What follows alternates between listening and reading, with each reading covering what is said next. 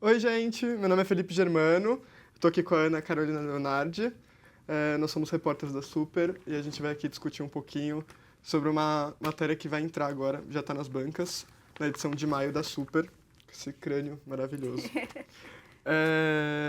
O negócio é o seguinte, um pesquisador de Oxford anunciou que até 2030 diversas profissões vão começar a ser substituídas por robôs e outras novas vão surgir.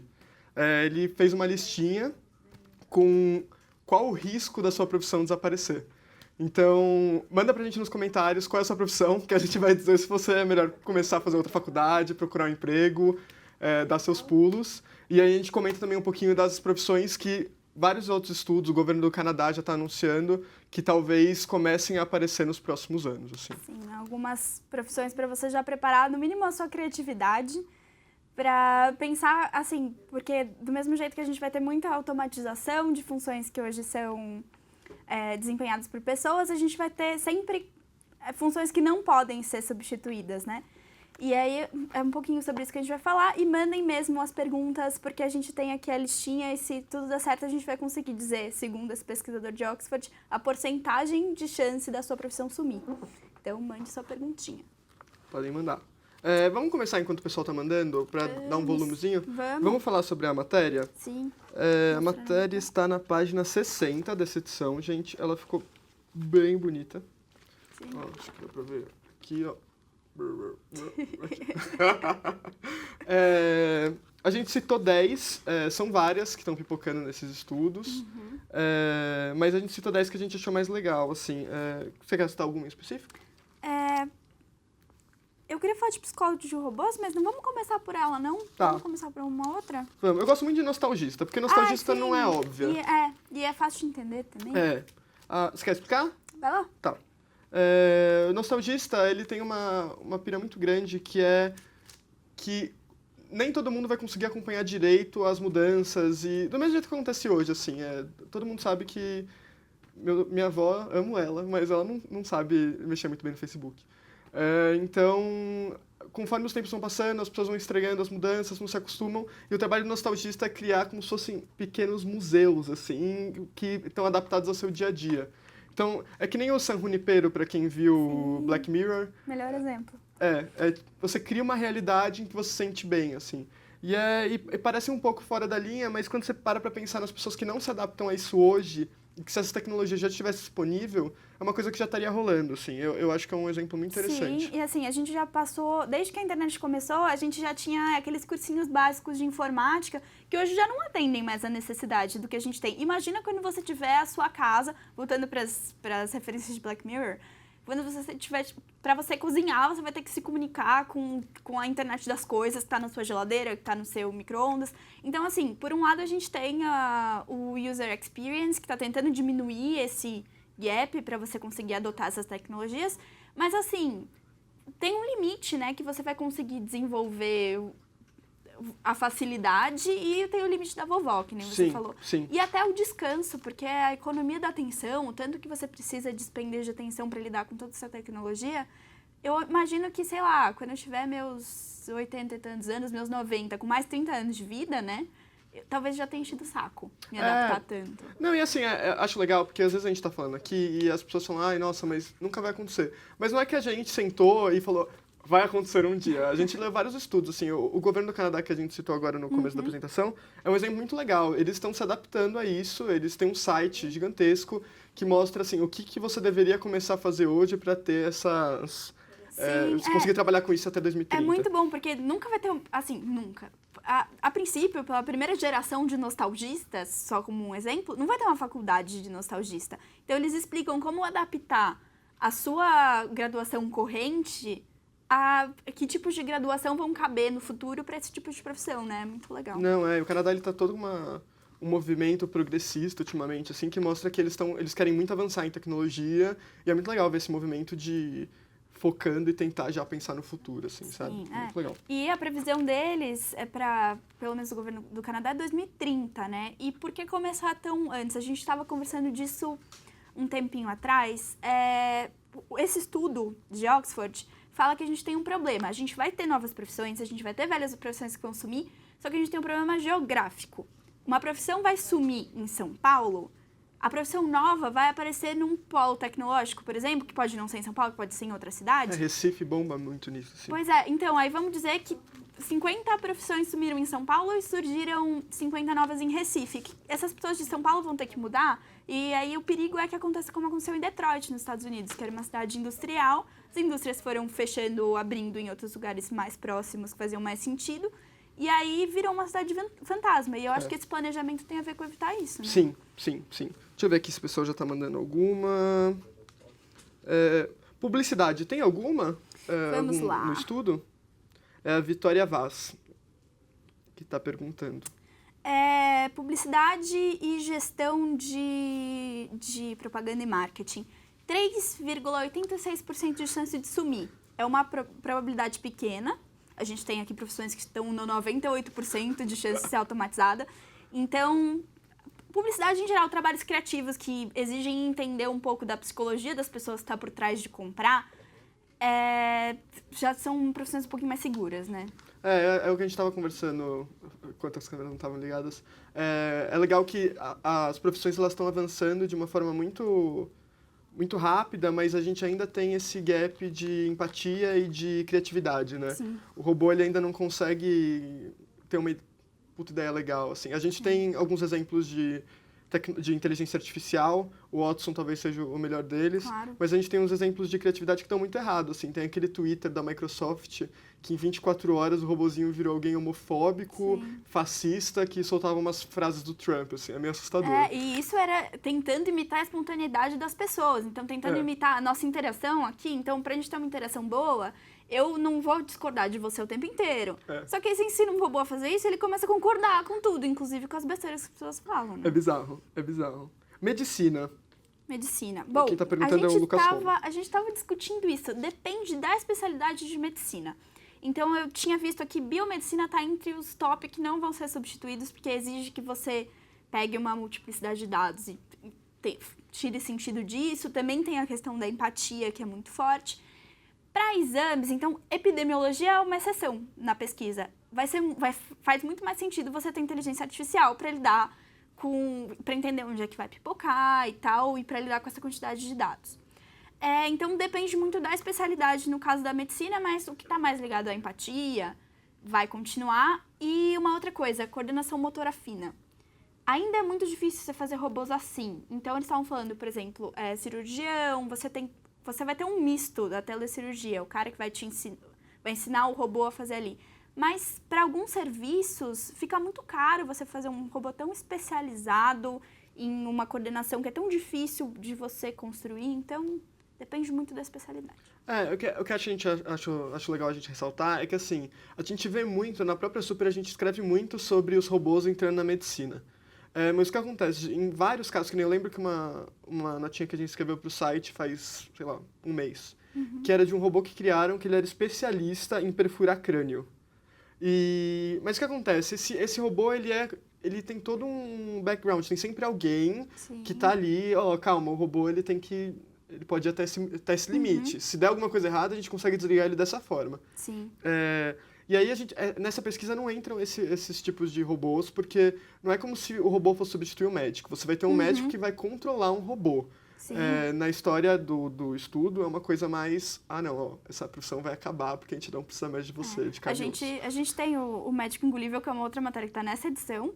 Escrita por ela. Humilde, né? Não, mas é meio que isso. São nanorobôs que vão entrar no corpo e vão substituir algumas funções, sim. Então, a ideia é que reduz a quantidade de exames que você vai ter que ir no laboratório fazer, mas sumir a profissão do médico, porque aqui ele está falando de automatizar. Então, só para dar um exemplo, ele fala que os escritórios de empréstimos vão sumir, porque você vai conseguir negociar tudo isso pela internet e você vai ter alguém que vai fazer sua análise de crédito, blá, blá, blá, blá, blá. E aí isso vai sumir, 98% desses empregos vão sumir. É diferente para o médico, que é muito mais relativo. A Gabriel Luz, desculpa, Gabriel. Opa. Tá perguntando sobre gastronomia. Gastronomia é legal, ele cita alguma coisa na pesquisa? Eu não lembro de gastronomia. É bem Uma legal. boa pergunta. Porque assim, a gente vê bastante, uma coisa que a gente costuma cruzar também na internet, são robôs que ajudam em confeitaria. Por exemplo, eu lembro de uma impressora 3D que no lugar de tinta ela soltava açúcar. E é muito incrível, assim, ela ajudava na preparação de bolos, Sim. era uma coisa muito legal. Mas talvez entre nisso, né, de ser mais uma ferramenta do que uma substituição, Sim. né? Ele fala alguma coisa? Ele não fala, eu tô procurando aqui coisas relacionadas à comida, gastronomia, cozinha. Não tem. Não tem muito, Não, tudo bem. Também não dá pra pedir pro cara né? pesquisar sobre tudo. Engenharia química. Tem engenharia em geral? Eles falam alguma Sim. coisa? Vamos Porque lá. estão perguntando muito sobre. O Erlândio da Silva perguntou de engenharia civil e o Bruno Neto perguntou de engenharia química. Vamos lá, engenharias. A gente tem engenharia ligada à operação de grandes estruturas. Tá difícil de pensar numa tradução específica, mas para boiler operators e engenheiros ligados a isso, que é coisas quentes, aquecedores e tal, muita chance de acabar, 89% de acabar. Caramba! Engenharia ligada à agricultura, 48% de chance de acabar. Não, assim, fica ali na metadinha, provavelmente vai ser auxiliado por máquina, você vai precisar de menos ali no campo. Engenharia mecânica, 37,89% de chance de sumir. Quer dizer, tô procurando aqui química. Você quer já pensando em outra pergunta pra gente? Não, eu acho legal que você falou da questão de engenharia agropecuária. Um dos tópicos que a gente citou na matéria é o fazendeiro urbano. Sim. Você quer comentar o fazendeiro? Posso comentar. É uma mudança de escopo, assim, porque hoje em dia a gente tem uma separação muito grande entre o espaço ligado para a produção de alimento, que é o rural, e o espaço urbano. Isso vai ficar muito difícil de fazer porque as cidades vão aumentar, o número de pessoas vai aumentar, a gente vai ter que alimentar mais gente. Então, e a gente não pode continuar, vamos acabar a Amazônia para plantar mais comida, não faz o menor sentido isso do ponto de vista ecológico. Então, equilibrar a população crescente com a necessidade de alimento, com a necessidade de proteger os nossos ecossistemas, atrapalha muito esse equilíbrio é muito complicado. Então, surge a alternativa de fazendeiros urbanos, que é uma coisa super realista. Sim, que acontece hoje em pequena escala. Sim. Já.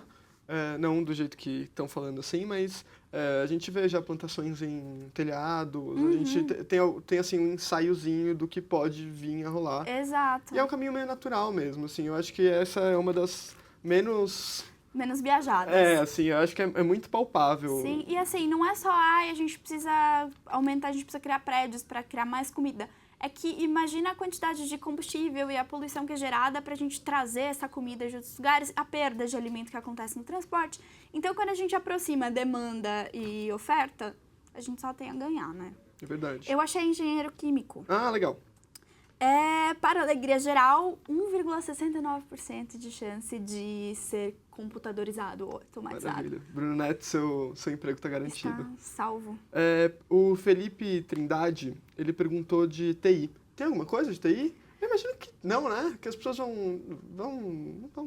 A gente vai ter que continuar tendo pessoas atrás desses computadores, provavelmente mais pessoas. Exato, Acho difícil as pessoas terem que parar. Alguém vai ter que programar o... Então, aí depende do que você quer dizer com TI, porque a gente tem aqui segurança da informação, a gente tem programadores de computador, a gente tem engenheiros de hardware, então são muitas opções aqui, mas elas estão todas, o programador é o que está com mais chance de ser computadorizado, que é 48%, não é tão alta, e o resto é todo de 20% para baixo, a gente vai precisar de gente para cuidar dessa quantidade de computadores. Gente, pode mandar mais pergunta, a gente tá olhando aqui, a gente vai checando as profissões conforme vocês forem perguntando. O André Simone está perguntando de serviços. Serviços eu acho que deve ser meio, desde atendente de telemarketing até tudo. Aí depende do tipo de serviço, porque atendente de telemarketing, a tendência é sim de você ir automatizando o serviço, porque acaba sendo melhor para todo mundo, você tira aquele trabalho repetitivo, trabalhos repetitivos em geral, né? Mas você tira o trabalho repetitivo da pessoa E, por outro lado, você também tem uma chance maior de agradar o cliente. Então, tem muitos robôs sendo preparados para automatizar serviços. O Thiago Akira mandou aqui pra gente, Thiago, nosso estagiário de vídeo. Questão de audiovisual, tem alguma coisa? Acho difícil, né, também, justamente por essa questão de... Do criativo, né? Exato, Porque, assim, uma das coisas que a gente cita aqui é o diretor de filmes de realidade virtual. Ele está bem aqui. E aí essa é uma das profissões que as pessoas estão falando que vão começar a surgir, porque a Lucasfilmes já anunciou, a Disney, né? Já anunciou que vai ter um filme do Darth Vader em VR. A gente ainda não sabe como vai ser isso, se vai ser um filme de 2 horas, se vai ser um curta de 10 minutos, se vai ser... Às vezes vira um jogo de videogame, que é o que tem acontecido. Mas, assim, há esse movimento de querer puxar pra isso. E também eu acho que é uma coisa, assim, questão de tempo. A gente teve um Avatar que popularizou o 3D no cinema de forma profissional. Talvez um grande filme consiga popularizar isso. Porque geralmente assim que funciona. Né? Tem um grande evento que obriga as pessoas a modernizar os equipamentos para conseguir se manter. Sim. Teve o Mágico de Oz no começo do século mostrando o colorido, né? Então as pessoas tiveram que começar a comprar, os cinemas tiveram que começar a comprar os projetores que suportavam cor. Então, assim, isso é provável que aconteça. Talvez hoje não é tão palpável, mas a O2 mesmo, a produtora brasileira, ela tem um mega investimento em VR para tentar se adaptar a isso. Mas deixa eu jogar uma polêmica aqui, porque o Fê é nosso cara da cultura.